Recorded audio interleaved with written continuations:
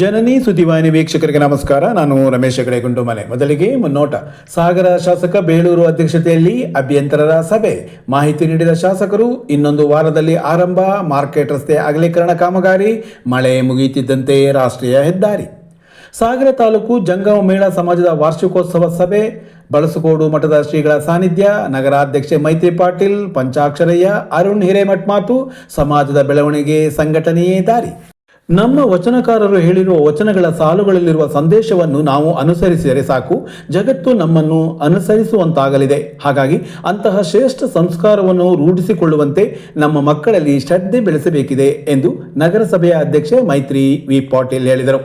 ಸಾಗರ ತಾಲೂಕು ಜಂಗಮ ಮಹಿಳಾ ಸಮಾಜ ಇಲ್ಲಿನ ಸೊರಬ ರಸ್ತೆಯಲ್ಲಿರುವ ಗಮಗ ಶ್ರೀ ಸಭಾಂಗಣದಲ್ಲಿ ಸೋಮವಾರ ಏರ್ಪಡಿಸಿದ್ದ ವಾರ್ಷಿಕೋತ್ಸವ ಕಾರ್ಯಕ್ರಮದಲ್ಲಿ ಅವರು ಮಾತನಾಡುತ್ತಿದ್ದರು. ಜಂಗಮ ಸಮಾಜ ಚಿಕ್ಕ ಸಮಾಜವಾಗಿರಬಹುದು, ಆದರೆ ಎಷ್ಟು ಒಳ್ಳೆಯ ಕೆಲಸ ಮಾಡುತ್ತಿದ್ದೇವೆ ಎನ್ನುವುದು ಮುಖ್ಯ ಎಂದ ಅವರು, ಸಂಘಟನೆ ಬೆಳೆಯುವ ಮೂಲಕ ಸಮಾಜ ಬೆಳೆಯಲಿದೆ ಎಂದು ತಿಳಿಸಿದರು.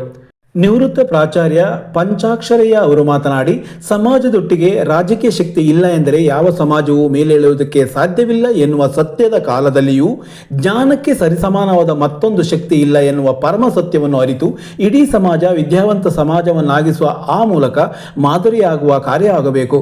ಇಂದು ದೇಶದ ಪ್ರಧಾನಿಗೆ ಜಗತ್ತು ಗೌರವ ನೀಡುತ್ತಿರುವುದು ಅವರ ಜ್ಞಾನ ಮತ್ತು ಬದ್ಧತೆಗೆ ಎಂದು ಹೇಳಿದರು. ಸಾಗರ ಬಳಸ್ಕೋಡು ಭೃಂಗೀಶ್ವರ ಮಠದ ಶ್ರೀ ಗುರು ನೀಲಕಂಠ ಶಿವಾಚಾರ್ಯ ಸ್ವಾಮೀಜಿ ದಿವ್ಯ ಸಾನ್ನಿಧ್ಯ ವಹಿಸಿ ಆಶೀರ್ವಚನ ನೀಡಿದರು. ವಾರ್ಷಿಕೋತ್ಸವ ಕಾರ್ಯಕ್ರಮದ ಅಧ್ಯಕ್ಷತೆ ವಹಿಸಿದ ಸಾಗರ ಜಂಗಮ ಮಹಿಳಾ ಸಮಾಜ ಅಧ್ಯಕ್ಷೆ ಅರುಣಾ ಎಸ್ ಹಿರೇಮಠ್, ಜಂಗಮ ಸಮಾಜದ ಅಧ್ಯಕ್ಷ ಜಿಎಸ್ ಹಿರೇಮಠ್, ಜಿಲ್ಲಾ ಮಹಿಳಾ ಜಂಗಮ ಸಮಾಜದ ಅಧ್ಯಕ್ಷೆ ಎಚ್ಎಂ ಪ್ರೇಮಾ ವೀರಪ್ಪಯ್ಯ, ಶಿಕಾರಿಪುರ ತಾಲೂಕಿನ ಮಹಿಳಾ ಜಂಗಮ ಸಮಾಜ ಅಧ್ಯಕ್ಷೆ ಪಿಜೆ ಸುನಂದ, ಸಾಗರ ಸಮಾಜದ ನಿರ್ದೇಶಕರಾದ ಉಷಾ ಗಿರಿಧರ್ ಮಾತನಾಡಿದರು.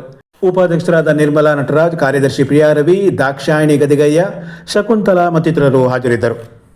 ಪಿಯು ಪರೀಕ್ಷೆಯಲ್ಲಿ ಅತ್ಯುನ್ನತ ಶ್ರೇಣಿಯಲ್ಲಿ ತೇರ್ಗಡೆಯಾದ ವಿದ್ಯಾರ್ಥಿನಿಯ ತಾಯಿಗೆ ಸನ್ಮಾನಿಸಿ ಆ ಮೂಲಕ ಮಕ್ಕಳಿಗೆ ಉತ್ತಮ ಸಂಸ್ಕಾರವನ್ನು ನೀಡುವ ಪೋಷಕರನ್ನು ಗುರುತಿಸಿ ಗೌರವಿಸುವ ಹೊಸ ಪದ್ಧತಿಗೆ ನಾಂದಿ ಹಾಕಿದ್ದು ಕಾರ್ಯಕ್ರಮದ ವಿಶೇಷವಾಗಿತ್ತು. ಮತ್ತು ಇದೇ ವೇಳೆ ಸಮಾಜದ ಹಿರಿಯರನ್ನು ಗೌರವಿಸಲಾಯಿತು. ಸಮಾಜದ ವತಿಯಿಂದ ಗುರುಗಳಿಗೆ ಮಾಲಾರ್ಪಣೆ ನಮನ ನಡೆಯಿತು. ಹಾಗೂ ಭಕ್ತಿಗೀತೆ, ಜಾನಪದ ಗೀತೆ ಸೇರಿದಂತೆ ವಿವಿಧ ಸಾಂಸ್ಕೃತಿಕ ಕಾರ್ಯಕ್ರಮಗಳು ಜರುಗಿತು. ಸಾಲುಗಳನ್ನ ನಾವು ಎಷ್ಟು ನೋಡ್ತೀವಿ, ಎಷ್ಟು ತಿಳ್ಕೊಳ್ತೀವಿ ಅನ್ನೋದು ನಮ್ಮಲ್ಲಿ ನಾವು ವಚನದ ಸಾಲುಗಳಲ್ಲಿ ಇರ್ತಕ್ಕಂತಹವನ್ನ ನಮ್ಮ ಮೈಗೂಡಿಸ್ಕೊಂಡ್ರೆ ಸಾಕು, ಅಂತಹ ಒಂದು ಸಂದೇಶವನ್ನ ಕೊಟ್ಟು ಹೋಗಿದ್ದಾರೆ. ಅದರಲ್ಲಿ ತಾಯಂದಿರು ಇಷ್ಟು ಒಳ್ಳೆಯ ಕಾರ್ಯಕ್ರಮವನ್ನ ಮಾಡ್ತಿದ್ದೀರಾ ಅಂತಂದ್ರೆ, ಜಂಗಮ ಸಮಾಜ ಚಿಕ್ಕ ಸಮಾಜ ಇರ್ಬೋದು, ಆದ್ರೆ ಇಷ್ಟು ಸೇರಿ ಎಲ್ಲ ಅದೇ ಶಿಕಾರಿಪುರದಿಂದ ಬಂದಿದ್ದೀರಾ, ಸೊರಬದಿಂದ ಬಂದಿದ್ದೀರಾ. ಅವ್ರು ಮಾತನಾಡುವಾಗ ಹೇಳಿದ್ರು 3 ಜನ ಇದ್ದು ಮಾಡಿದಂತಹ ಸಮಾಜ ಅಂತ ಹೇಳಿ. ಆದ್ರೆ ನಾವು ಒಂದು ಯೋಚನೆ ಮಾಡಬೇಕು, ಸಮಾಜವನ್ನ ಕಟ್ಟುವ ಕೆಲಸವನ್ನ ಮಾಡಬೇಕು. ಅದರಲ್ಲಿ ಎಷ್ಟು ಒಳ್ಳೆಯದನ್ನ ಮಾಡ್ತೀವಿ. ಸಮಾಜಕ್ಕೆ ನಾವೇನಾದ್ರೂ ಮಾಡಬೇಕು ಅಂತ ಅಂದ್ರೆ ನಾವು ಈ ರೀತಿಯಾಗಿ ಒಗ್ಗಟ್ಟಾಗಿ ಸಮಾಜದಲ್ಲಿ ಎಲ್ಲರನ್ನ ಸೇರಿಸ್ಕೊಂಡು ಇಂತಹ ಕಾರ್ಯಗಳನ್ನ ಮಾಡಬೇಕು. ಅರುಣಕ್ಕ ಮತ್ತು ಉಷಾ ಅವರ ತಂಡ ಇದೆ ಇಲ್ಲಿ, ತುಂಬಾ ಒಳ್ಳೆಯ ಕೆಲಸವನ್ನ ಮಾಡ್ತಾರೆ. ದೇವಸ್ಥಾನದಲ್ಲಿ ಭಜನೆಯನ್ನ ಹಾಡೋದಾಗ್ಲಿ, ಅಂದ್ರೆ ಸಣ್ಣ ಸಣ್ಣ ಒಂದು ಸಹಾಯಗಳನ್ನ ನಮ್ಮ ಒಂದು ಸಮಾಜದಿಂದ ಕೊಡುವಂತದ್ದಾಗ್ಲಿ, ಅಂತಹ ಕೆಲಸಗಳನ್ನ ಮಾಡಬೇಕು. ಮತ್ತೆ ಸಂಘಟನೆಯನ್ನ ಬೆಳೆಸ್ತಕ್ಕಂಥದ್ದು, ಸಂಘಟನೆ ಬೆಳೆದ್ರೆ ಮಾತ್ರ ಕೂಡ ಈ ತರ ಸಮಾಜಗಳು ಹೆಸರನ್ನ ಪಡೀಲಿಕ್ಕೆ ಸಾಧ್ಯ. ಸಮಾಜದಲ್ಲಿ ಯಾವುದೇ ಸಮಾಜ ಇರಬಹುದು, ಅಲ್ಲಿ ನಮ್ಮ ಒಂದು ತೊಡಗಿಸಿಕೊಳ್ಳುವಿಕೆ ಇರ್ತದಲ್ಲ, ಅದು ಮುಖ್ಯವಾಗಿರ್ತದೆ. ಕರ್ನಾಟಕದಲ್ಲಿರುವ ಒಟ್ಟು ಜಂಗಮರಲ್ಲಿ ಈ ಸ್ಟ್ಯಾಟಿಸ್ಟಿಕ್ಸ್ ಹೇಳಬೇಕು, ಒಬ್ಬ ಅರ್ಥಶಾಸ್ತ್ರದ ಉಪನ್ಯಾಸಕರು 64% ಬಡವರಿದ್ದಾರೆ. After the 79 years of independence, the Samaja of Jangama in the state, 66% of the population happens to be under below poverty line. ಇಲ್ಲ ಅಂತ ಯಾರಾದ್ರೂ ಇದ್ರೆ ಪ್ರೂವ್ ಮಾಡ್ಬೋದು ನನ್ನ ಹತ್ರ. ಹಾಗೆ ಒಂದು 20% ಜನ ತುಂಬಾ ಅನುಕೂಲಸ್ಥರಿದ್ದಾರೆ, ದೊಡ್ಡ ದೊಡ್ಡ ಶ್ರೀಮಂತರು ಇದ್ದಾರೆ. ಅಲ್ಲಿ 86% ಆಯ್ತು. ಇನ್ನು 14% ಜನ ನಮ್ಮಂತ ಮೇಸ್ಟ್ರಿಗಳಿದ್ದೀವಿ. We are well placed by the government of Karnataka, UGC, central government ಇದೆ. ಯಾಕೆ ಹೀಗೆ ಅಂತ ನೀವು ಪ್ರಶ್ನೆ ಮಾಡಿದ್ರೆ, ಪ್ರಜಾಪ್ರಭುತ್ವ ಇರುವ 192 ರಾಷ್ಟ್ರಗಳಲ್ಲಿ ಎಲ್ಲಿ ಡೆಮಾಕ್ರಸಿ ಚೆನ್ನಾಗಿದೆ ಅಲ್ಲಿ ಅಧಿಕಾರದ ವಿಕೇಂದ್ರೀಕರಣ, ಡಿಸೆಂಟ್ರಲೈಸೇಷನ್ ಆಫ್ ಪವರ್ ಅಂತ ಕರೀತಾರೆ ಅದಕ್ಕೆ. ಇಡೀ ಶಿವಮೊಗ್ಗ ಜಿಲ್ಲೆ ಹುಡುಗಿದ್ರು ಒಬ್ಬ ಐನೇರವ ಜಿಲ್ಲಾ ಪಂಚಾಯಿತಿ, ತಾಲೂಕ್ ಪಂಚಾಯಿತಿ ಮೆಂಬರ್ ಇಲ್ಲ. ಇಡೀ ಶಿವಮೊಗ್ಗದ ನಗರಸಭೆ ಮತ್ತು ಭದ್ರಾವತಿ ಶಿವಮೊಗ್ಗ ಸೇರಿ ಒಬ್ಬ ಐನೇರು ನಗರಸಭೆ ಮೆಂಬರ್ ಇಲ್ಲ. ಅದೃಷ್ಟ ನಮ್ಗೆ ಚೆನ್ನಾಗಿದೆ, ಶ್ರೀಮತಿ ಮೈತ್ರಾ ಪಾಟೀಲ್ ಅವರು ಇಲ್ಲಿ ಅಧ್ಯಕ್ಷರಾಗಿದ್ದಾರೆ. ಇದು ತುಂಬಾ ಸಂತೋಷದಿಂದ ನಮ್ಮವರಿದ್ದ ಹಾಗೆ. ಯಾಕೆ ಹೇಳ್ತಾ, unless we have the political power in our hands, ನಮ್ಮ ಜೊತೆಗೆ ರಾಜಕೀಯ ಶಕ್ತಿ ಇಲ್ಲದೇ ಇದ್ರೆ ನಾವ್ಯಾರು ಬೆಳವಣಿಗೆ ಹೋಗ್ಲಿಕ್ಕೆ ಸಾಧ್ಯ ಇಲ್ಲ. ಇಡೀ ಶಿವಮೊಗ್ಗ ಜಿಲ್ಲೆಯಲ್ಲಿ ಎಲ್ಲರ ಜಂಗಮರ ಸಭಾಭವನ ಇದೆಯಾ? ಚೆಕ್ ಮಾಡಿ. ಹಾಗಂತ ಬ್ರಾಹ್ಮಣರಲ್ಲಿ ಬಡವರಿದ್ದಾರೆ, ಈಡಿಗರಲ್ಲಿ ಬಡವರಿದ್ದಾರೆ, ದೀವರಲ್ಲಿ ಬಡವರಿದ್ದಾರೆ, ಮಡಿವಾಳರಲ್ಲಿ ಬಡವರಿದ್ದಾರೆ, ವಾಲ್ಮೀಕಿ ಜನಾಂಗದಲ್ಲೂ ಕೂಡ ಬಡವರಿದ್ದಾರೆ. ಅವ್ರನ್ನ ಗುರುತಿಸುವುದು ಯಾವುದು ಅಂತ ಹೇಳಿದ್ರೆ, ಅದಕ್ಕೆ ಹೇಳ್ತಾ ಇದ್ದೀವಿ, ಡಾಕ್ಟರ್ B.R. ಅಂಬೇಡ್ಕರ್ ಪ್ರಕಾರ there is no substitute for the knowledge. ಜ್ಞಾನಕ್ಕೆ ಸರಿಸಮಾನವಾದದ್ದು ಯಾವುದೂ ಇಲ್ಲ. ಜ್ಞಾನದ ಹಿಂದೆ ನಾವು ಹೋಗ್ಬೇಕು. ಎದೆಗೆ ಬಿದ್ದ ಅಕ್ಷರ ಮತ್ತು ಭೂಮಿಗೆ ಬಿದ್ದ ಬೀಜ ಎಂದು ನಾಶವಾಗುವುದಿಲ್ಲ ಅಂತಕ್ಕಂಥ ಮಾತನ್ನು ಒಬ್ಬ ಕವಿ ಹೇಳ್ತಾರೆ. ಅಕ್ಷರದ ಹಿಂದೆ ಹೋಗ್ಬೇಕು. ನಿಮಗೆ ಅಕ್ಷರದ ಹಿಂದೆ ಹೋದ್ರೆ ಏನಾದ್ರೂ ಆಗುತ್ತೆ ಅನ್ನೋದಕ್ಕೆ ದೇಶದ ಪ್ರಧಾನಮಂತ್ರಿಗಳು ಕಾರಣ. ಅವರ ತಂದೆ ಗ್ರಾಮ ಪಂಚಾಯಿತಿ ಮೆಂಬರ್ ಅಲ್ಲ, ಅಧ್ಯಕ್ಷರಲ್ಲ. ಸನ್ಮಾನ್ಯ Shri Narendra Damodar Das Modiji, he has been turned into the best prime minister of the country as well as world out of his knowledge and commitment. ನಮ್ಮ ಸಮಾಜವನ್ನು ಮಾಡುತ್ತಾ 3ನೇ ವರ್ಷದಿಂದ 4ನೇ ವರ್ಷಕ್ಕೆ ಪಾದಾರ್ಪಣೆ ಮಾಡ್ತಾ ಇದ್ದೇವೆ. ನಮ್ಮ ಸಮಾಜಕ್ಕೆ ಸೇರ್ಕೊಂಡ್ಮೇಲೆ ಎಷ್ಟೋ ಮಂತ್ರಗಳಾಗಿರ್ಬೋದು, ಪೂಜೆಗಳಾಗಿರ್ಬೋದು, ಪ್ರತಿಯೊಂದನ್ನು ಕಲ್ತಿದ್ದೀವಿ. ಗುರುಗಳಿಗೆ ಆಗಲಿ, ದೊಡ್ಡವರಿಗಾಗಲಿ, ನಮ್ಮ ಸಮಾಜದಲ್ಲಿ ಎಲ್ಲರೂ ಸೇರ್ಕೊಂಡಾಗ ಒಂಥರ ಮನೆ ಫೀಲ್ ಬಂದಿದೆ. ಎಲ್ಲ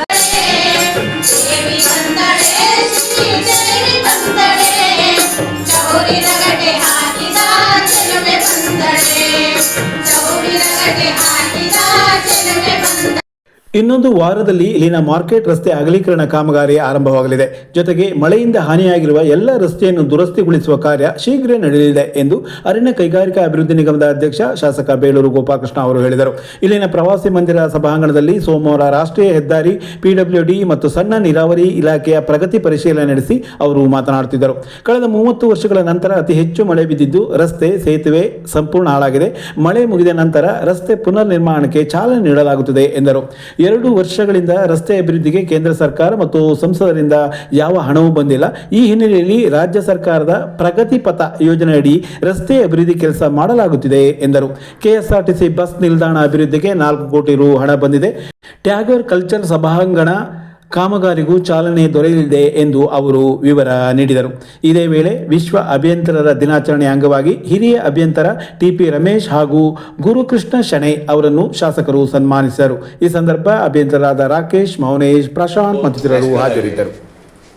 ಎರಡನೇದು PW ನಮ್ಮ ಮಾರ್ಕೆಟ್ ರಸ್ತೆ. ಇದು ಹಿಂದೆ ಮಳೆ ಬಂದುಬಿಟ್ಟು ಕಂಟಿನ್ಯೂ ಮಳೆ ಆಯಿತು. ಈಗ ಏನು ಮಾಡಲಿಕ್ಕೆ ಆಗದೆ ನಿಲ್ಲಿಸಿದ್ದೀವಿ.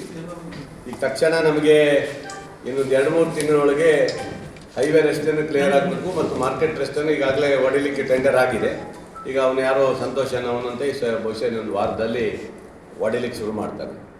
ಅದಕ್ಕಾಗಿ ಇವತ್ತು ಭಾಳ ಪ್ರಮುಖವಾಗಿ ಇರುವಂಥದ್ದು ಇವತ್ತು ಚರ್ಚೆ ಮಾಡಿ ತೊಗೊಂಡಿದ್ದೀನಿ. ಆದಷ್ಟು ಬೇಗ ಆಗಬೇಕಂತೇಳಿ ಈಗಾಗಲೇ ಅದು ಜವಾಬ್ದಾರಿಯನ್ನು ನಮ್ಮ ರಮೇಶ್ ಅವರು ಹೊತ್ಕೊಂಡಿದ್ದಾರೆ. ಆದಷ್ಟು ಬೇಗ ಮಾಡಬೇಕಂತಾಗಿದೆ.